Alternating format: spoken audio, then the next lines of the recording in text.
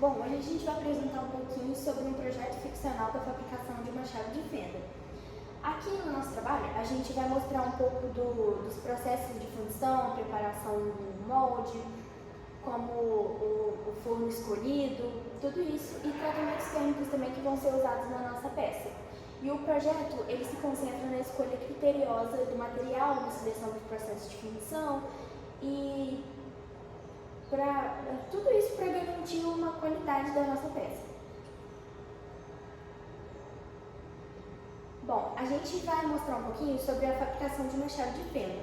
A nossa chave de fenda ela é de 1/8 de polegada por 4 polegadas. E aqui estão algumas medidas, como a largura da ponta, que é de 3 mm, a espessura da ponta de 55 mm, o comprimento ali da haste, que é a parte metálica, 100 mm, o diâmetro da haste, 3 mm. Aí aqui na parte do volume do metal fundido, a gente não achou certo uma informação no site. A gente achou cada site falando uma coisa diferente, a gente resolveu tirar uma média, que ficou aí de aproximadamente 7,5 centímetros cúbicos. Aí aqui a gente tem também a qualidade de equilíbrio da superfície, que é de 3,2 micrômetros, a tolerância dimensional, que é de mais ou menos 0,2 milímetros, e a quantidade que vai ser produzida aqui no nosso projeto, que é de 50 unidades. Aqui é uma ilustração da chave de fenda, né? E aqui algumas informações do metal a ser fundido. Nós escolhemos o aço carbono por ser um material mais barato, que vai se adequar bastante a essa função. E, bom, a chave de fenda tem várias aplicações. Ela pode ser para uso doméstico, para uso em empresas, tem diversas aplicações. Bom, agora eu vou falar um pouco sobre qual processo de função a gente escolheu. A gente escolheu o processo de função em área verde devido às suas vantagens técnicas e operacionais, que tornam ele adequado para atender os requisitos do projeto. E ele é um projeto barato, simples de montar e manipular, e tem uma produção rápida e eficaz e pode ser usado tanto para peças pequenas quanto grandes. Em relação ao custo-benefício desse processo, ele é um processo que utiliza materiais simples, como argila, água e areia, e além disso, a areia do processo pode ser reutilizada diversas vezes, o que ajuda a reduzir os custos do processo a longo prazo. E também os equipamentos utilizados são bem baratos, ou seja, pequenas empresas ou de médio porte têm fácil acesso a esses equipamentos. Aí aqui na etapa de preparação do molde, a gente colocou o cálculo do tamanho do modelo e também da contração volumétrica.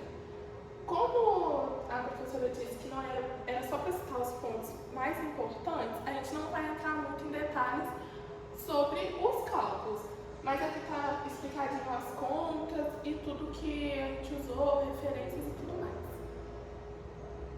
Bom, aqui a gente tem o passo a passo para a confecção do molde. Tudo começa com a preparação da mistura, que a gente começa ali preparando a areia junto com o ligante e depois a gente tem a aplicação do desmoldante para facilitar na hora de retirar o modelo. A gente também tem a etapa de compactação da areia para garantir que o molde não quebre e para que o modelo fique no lugar também. Essa etapa aqui de marcas guia, ela não é obrigatória, mas ela ajuda a ter uma noção ali na hora de fabricar a outra metade do modelo. Porque aí você tem uma noção de onde vai ficar mais ou menos a peça para ajudar para dar tudo certo. Aí a próxima etapa é a parte de remoção do modelo. E nessa parte você tem que ter muito cuidado, você tem que remover o modelo na vertical para evitar quebras. E depois, a próxima etapa é verificar o molde. Se tiver quebrado, se tiver qualquer coisa errada, o recomendado é fazer tudo de novo. Se tiver tudo certinho, a gente parte para a confecção da outra metade. Aí, depois da outra metade, a gente coloca o canal de vazamento. Bom, a gente teve uns problemas técnicos, mas voltando ao que eu estava falando, essa aqui é a representação da nossa caixa de moldagem. Aqui está uma metade e aqui está outra. A nossa peça, ela ficou bem no meio aqui. Aí tem uma parte que está aqui, dessa linha preta para baixo, e a outra está aqui em cima. Nesse modelo, a gente optou por deixar o canal de vazamento aqui em cima saindo direto na peça, e na outra extremidade a gente deixou uma salote para evitar problemas como falta de preenchimento e etc. Na escolha do forno, a gente optou por ficar com o forno a gás e a cadinho, por ser uma opção mais simples e barata, porque a chave de fenda ela não exige uma precisão tão grande. Então, assim, nesse forno a gente não consegue um controle da temperatura muito grande. E por isso ele acaba sendo um processo mais barato. E eu acho que para o uso aqui no nosso projeto, acabou sendo a melhor opção. Bom, os parâmetros de fusão são os fatores técnicos que determinam as condições ideais para a fusão. E aqui a gente trouxe alguns, como a taxa de aquecimento, que é de aproximadamente 5 graus por minuto, para evitar tensões no material, tem controle da temperatura, desgaseificação, que a gente utiliza de pastilhas nesse processo. E o tempo de manutenção é de por volta de uns 10 minutos. Bom, agora eu vou falar um pouco sobre os tratamentos térmicos pós-função. O tratamento térmico é um conjunto de processos industriais que consiste em alterar as propriedades físicas, químicas ou mecânicas dos materiais metálicos. Os tratamentos térmicos são realizados no forno, na qual as peças metálicas são aquecidas em altas temperaturas numa atmosfera gasosa controlada, escolhida de acordo com as propriedades que você deseja alterar. Aqui a gente trouxe alguns tratamentos térmicos que a gente achou necessário para a nossa peça. O primeiro deles é a normalização, que consiste em aquecer e resfriar o material metálico com o objetivo de melhorar as suas propriedades mecânicas. O segundo foi a têmpera, que é um processo térmico no qual o material metálico é aquecido a uma temperatura elevada e em seguida é resfriado rapidamente, e esse processo é usado para endurecer sua estrutura. E o último foi o revenimento, que é um processo de tratamento térmico realizado após a têmpera, no qual o material é aquecido a uma temperatura específica e logo em seguida é resfriado lentamente. E esse processo visa reduzir a dureza excessiva e eliminar as tensões. Aqui a gente vai falar um pouco sobre o acabamento da peça, que é uma parte essencial para ajustar a peça assim, para que ela seja quase finalizada e atenda a todos os padrões que foram exigidos em termos de estética, funcionalidade e precisão dimensional.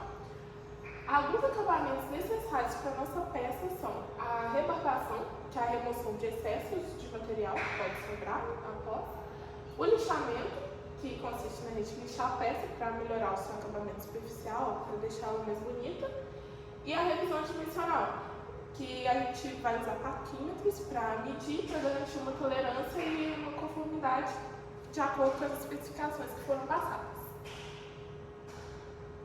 Bom, aqui a gente trouxe uma parte falando sobre o acabamento plástico, que a chave de fenda, no caso, é como se fosse um cabinho dela, que é uma parte de plástico, e no processo de função a gente só consegue produzir a parte metálica. Então a gente trouxe aqui como que a gente produziria o acabamento plástico. E para a confecção dessa parte plástica, do cabo, a gente vai utilizar o processo de injeção plástica, que tem alta precisão e produtividade. O material escolhido para produzir essa parte foi o polipropileno, devido à sua resistência química, boa aderência ao metal e tem um custo bastante acessível. E aí aqui a gente trouxe alguns parâmetros. E aí eu esqueci de falar que esse procedimento vai ser realizado em uma máquina injetora. Alguns dos parâmetros foram a temperatura do material, que pode variar de 200 a 230 graus, e a pressão de injeção, o tempo de resfriamento e o acabamento, que é a inspeção visual para remoção de rebarbas plásticas, para deixar de acordo com o que a gente precisa. Aqui a gente trouxe alguns controles necessários, que é uma parte muito importante, porque o controle de qualidade garante que os materiais fundidos sejam fabricados conforme as características físicas e químicas necessárias. E também assegura que eles atendam aos requisitos de segurança para que possam ser usados no dia a dia ou em indústria. Alguns controles necessários são a inspeção dimensional, que tem como objetivo identificar defeitos, conformidades ou áreas que necessitam de melhorias, e geralmente utiliza-se de paquímetros e micrômetros para verificar. O segundo é o ensaio de qualidade, onde são processos sistemáticos e controlados que visam avaliar e garantir a conformidade de produtos e serviços com padrões estabelecidos, como, por exemplo, o teste de dureza e resistência. E o último é o controle de defeitos, que é feito uma análise por ultrassom para a detecção de porosidades. Bom, aqui a gente tem algumas considerações sobre o nosso trabalho. E mais aqui ao final, a gente tem as nossas referências bibliográficas que nós usamos para auxiliar durante as pesquisas, para fazer o nosso projeto. E mais é isso.